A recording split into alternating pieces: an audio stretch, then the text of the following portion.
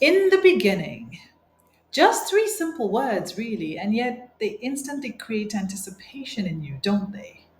I'm Shanice, and welcome back to our public speaking series. Today, we're exploring the most powerful tool in any speaker's arsenal: storytelling. Because facts may convince, but it is stories that transform.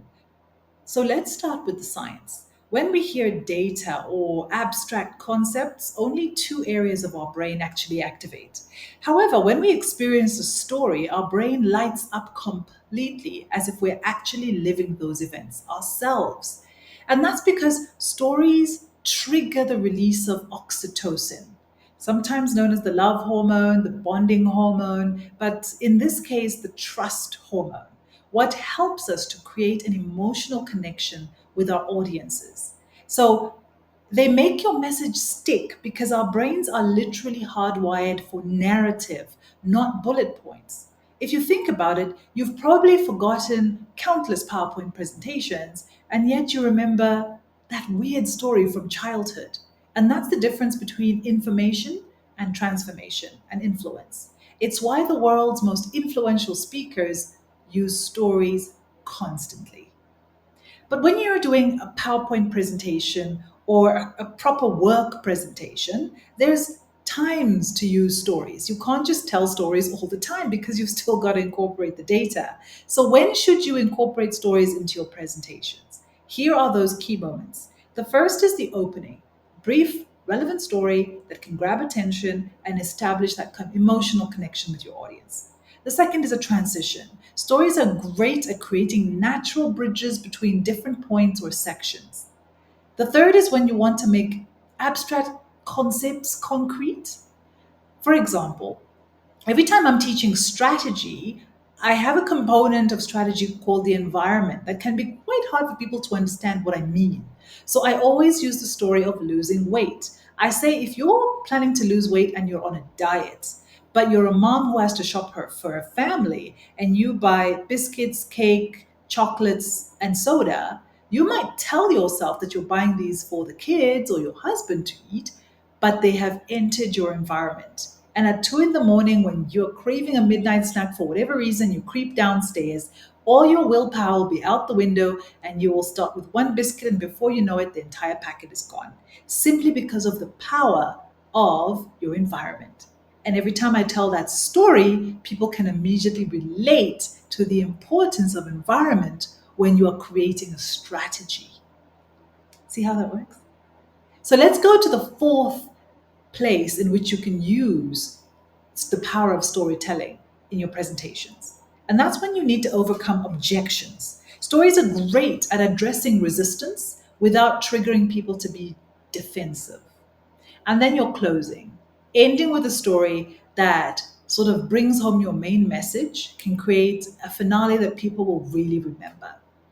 The most persuasive presentations have a 40-60 ratio: 40% data, 60% stories that illuminate that data. So let's talk about the 5 types of stories every speaker needs. Now I'm going into proper teaching mode here, so you can see the tone of my voice has changed. There are 5 types of story every speaker should have ready. The first type of story is the origin story: how you began this journey, your personal beginnings. These build credibility and relatability. That's why we keep remembering that Steve Jobs started Apple in his mom's garage. It's an origin story. One sentence, but we never forget it. A challenge story: how did you overcome obstacles? Those demonstrate resilience. They build trust through vulnerability. Vulnerability is seen, for a long time has been seen as a weakness. But when used correctly in story, it's powerful because it's a type of story that creates emotional connection and that people don't forget easily. The third is a vision story. This is great if you're pitching your company to an investor, you want them to buy in because it paints a picture of what could be.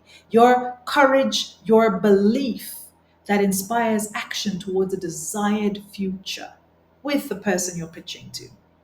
The fourth is value stories. These are like anecdotes that illustrate your core principles in action. So, if one of your core principles is, let's say, authenticity or honesty, you could use a story so that it's not just like an abstract word, but a story can help you show how you weave honesty into everything that you do. And the last type of story every speaker needs is a customer or client story. These are real examples of transformation through your ideas or your solution, and they can help you provide social proof, i.e., we're good at what we do, without seeming boastful. So, no humble brag. For each type of these stories, I like to have at least one personal story and one story about others, because that gives me a versatile toolkit for any speaking situation. Which now brings us to bringing this all together into structure. You all know how big I am on structure. The structure of a compelling story. Every compelling story follows a very simple framework. Context, establishing your setting and your characters super fast. Who, what, when, where. Just a couple of sentences. Then you want the conflict, the tension or the challenge that creates a reason for me to watch or a reason for me to listen. Because when we see conflict, we want the resolution. So now you've hooked us, we're invested. Then you want the climax, that turning moment or that point of absolute truth, where the protagonist is faced with a decision. Then there's the resolution. That's the dessert. That is the piece that brings it all together. That is why at 1 o'clock in the morning, when you have a major presentation tomorrow, you will continue to watch that series because they've left you on a cliffhanger and you absolutely have to know what happened next to Jack Bauer. And you keep watching for the resolution, the outcome. But when you're pitching a presentation, remember that the resolution for you, right, is the lesson or the relevance to your presentation topic. So remember, the best stories in presentations aren't about entertaining, they're about illuminating. You always want to end with the reason I'm sharing this is dot dot dot, because you want to connect the story to your message. It can't just be a story for laughs and giggles. It's got to have a reason for being. And in order to do that, our last piece that I'm going to leave you with is something called delivery techniques. So, changing our vocal tone slightly, signaling that we're entering story mode, using present tense to create immediacy. This is a fantastic tip. Don't say, I was standing there waiting for her to hand me the file. You want to take your audience into the moment. So, how do you do that? Instead of saying, I was standing there, say it like this. So, I'm standing there, right? Absolutely anxious. Every part of my body tensed up, waiting for her to hand me the file. You see how different that is? I can be with you in that moment if you bring it into the present tense.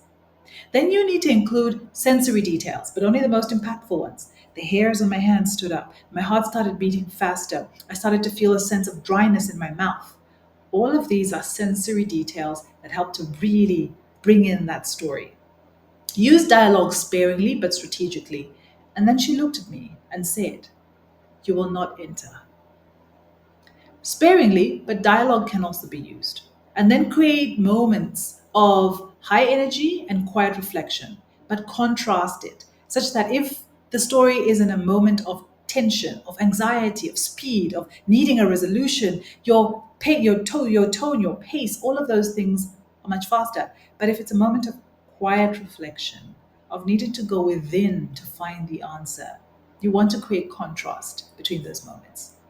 So stories, they're not just embellishments. They're not just the icing on the cake. They're not just the nice to have. Honestly, they are the vehicles that carry your ideas into the hearts and the minds of your audience. When facts are forgotten, stories are what remain. I hope that's helped you and given you some ideas and some insights into why this is such a great toolkit for you to master, to learn, and to consistently use. In our next video, we'll explore how to master vocal variety and delivery to actually bring these stories to life. Until then, my name is Shanice, and remember, facts may tell, but it is stories that sell.